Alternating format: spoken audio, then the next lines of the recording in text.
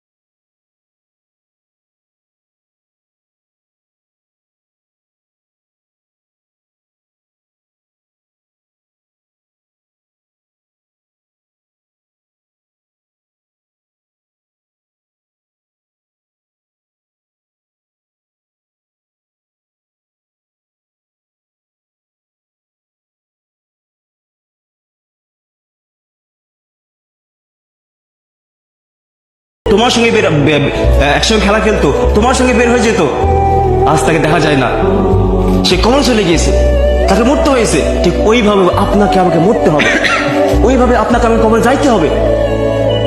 পারে না তার সম্পদ তাকে মৃত্যুর হাত থেকে বাঁচাইতে, পারে না তার যৌবন তাকে তার মৃত্যুর হাত থেকে বাঁচাইতে, পারে না তার ক্ষমতা তাকে মৃত্যুর হাত থেকে বাঁচাইতে, তাই কবরে যাইতে হয়েছে। ঠিক একইভাবে আপনাকে আমাকে কবরে যাইতে হবে হবে হবে মৃত্যুর হাতে করে রেখে নেয়।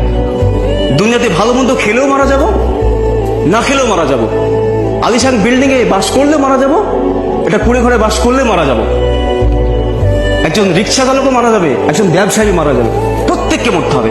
সুতরাং মৃত্যুর বিকল্প নাই, আপনাকে আমাকে মরতে হবে।